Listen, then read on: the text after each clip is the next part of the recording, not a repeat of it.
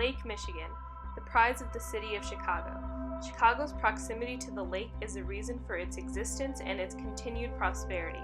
Serving as the freshwater gateway to the Atlantic, the home to a billion-dollar fishing industry, and the primary reason for Chicago's abundant tourism, Lake Michigan's economic significance cannot be overstated.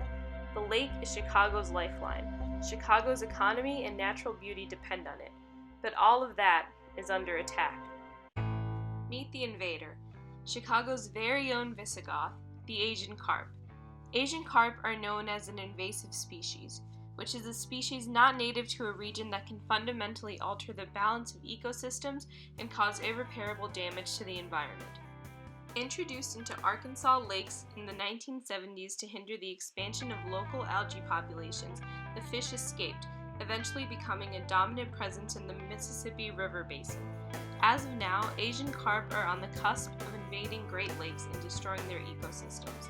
But how do they do it? Massive vines that blanket the southern United States, climbing as high as 100 feet as they uproot trees and swallow buildings. A ravenous snake that is capable of devouring an alligator. Rabbit populations that eat themselves into starvation. These aren't horror movie concepts, they're real stories. But how could such situations exist in nature? All three are examples of invasive species. Organisms harmful not because of what they are, but where they happen to be. Most of the world's ecosystems are the result of millennia of coevolution by organisms, adapting to their environment and each other until a stable balance is reached. Healthy ecosystems maintain this balance via limiting factors, environmental conditions that restrict the size or range of a species.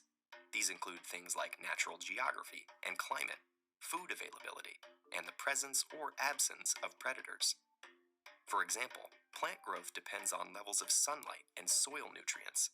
The amount of edible plants affects the population of herbivores, which in turn impacts the carnivores that feed on them.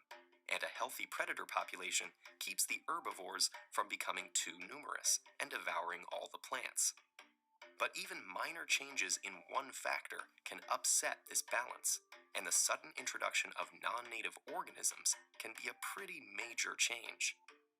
A species that has evolved in a separate habitat will be susceptible to different limiting factors, different predators, different energy sources, and different climates.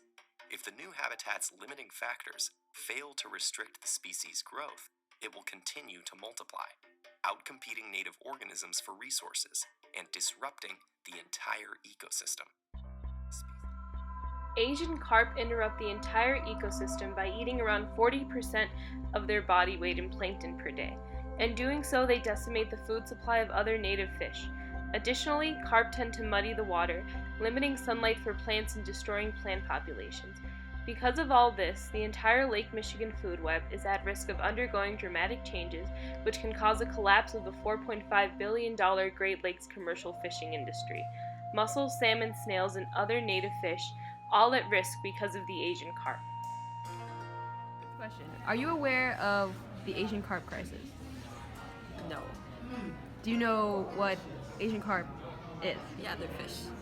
Are you aware of the Asian Carp Crisis? No. Do you know what Asian carp? No. It's a fish. So, are you aware of the Asian Carp Crisis? Yes. They're eating all of the food that belongs to the native fish that are from our lakes. I actually have heard about this. I remember now. What have you heard about it? Like, there's no predator of the Asian carp, so like, there's nothing killing them off. So really, they're just like killing everything off, but nothing keeping them in check. The Asian carp doesn't have a mustache, no. Okay. The Great Lakes are facing one of the biggest threats of our generation: Asian carp. Having successfully invaded the Mississippi River basin, they're eating their way north and already dominate the waterways of southern and central Illinois.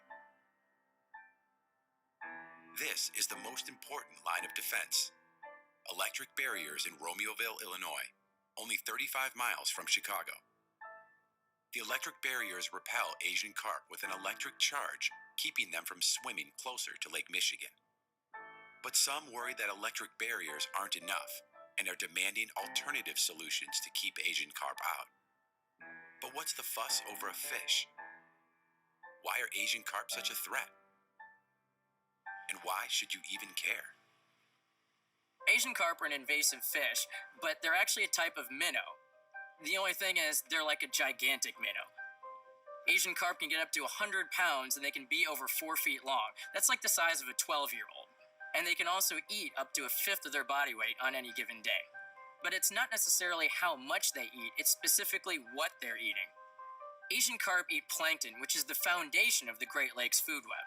So by eating large amounts of plankton, they're actually taking away food from native fishes. If you take away the foundation, you can be causing the entire food web to collapse. The stakes are high. The multi-billion-dollar commercial and recreational fishing industries could be hit the hardest. One species of Asian carp can even jump, risking injury to those who enjoy spending time on the water. This isn't the first time the Great Lakes have faced a major threat.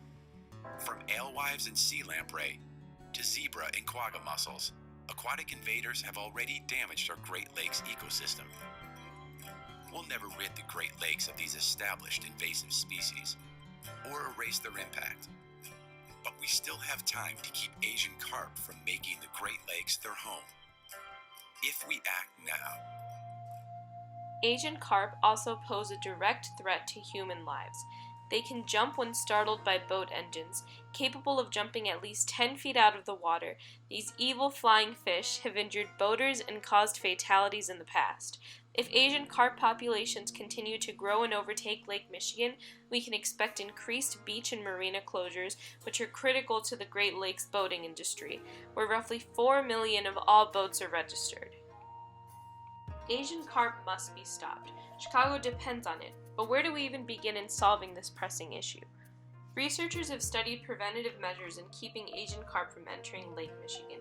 In one study from the University of Illinois at Urbana-Champaign, scientists concluded that Asian carp avoid waters with high concentration of carbon dioxide, thereby calling for using carbon dioxide in infusion systems that would treat areas of water with high levels of carbon dioxide. But while effective, the method would have adverse effects on all native species in addition to the carp. Acoustic barriers would be a nifty sidestep to this problem. Knowing that Asian carp have enhanced sensitivity to high-frequency sounds, scientists have proposed setting up speakers underwater that transmit these sounds, thereby driving carp populations away. From installing electric barriers and dumping poisonous pills into the lake to actually fishing the carp out of the lake and eating them, various solutions have been proposed, all with resulting drawbacks that can potentially cause harm. Some of these possible methods will undergo field tests in 2017 to demonstrate effectiveness. Like, what do you think can be done to solve this issue? Well, maybe you should provide like an incentive for fishermen to so that way instead of just going after other fishes, they have more incentive to fish for Asian carp, and that way the Asian carp population will be reduced. I mean, maybe introducing a new predator, that could be something, because I know that they are at the top of the food chain in the river today. What do you think can be done in order to raise awareness? Maybe have more media coverage over it so that way more people are aware of it, because I wasn't even that aware of it. Well, do you have any other solutions that can possibly solve a problem? That's hard. Well, I mean, I think that getting involved in the Illinois River Association, and I think Lake Michigan also has a volunteer group that concerns themselves with conserving Lake Michigan's waters, like looking up volunteer opportunities and going out in rural Illinois.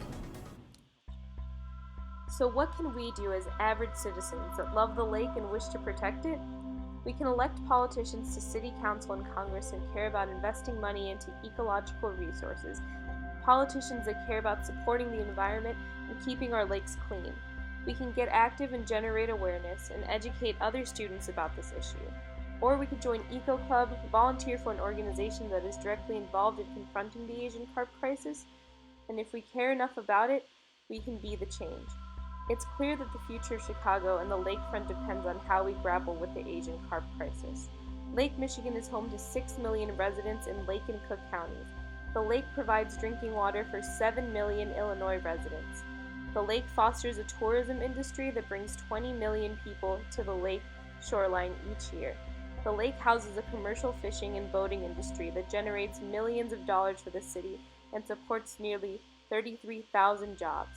The lake is Chicago's economic link to the world markets. The lake is what defines Chicago. Let's save it. Let's save this lake from evil fish.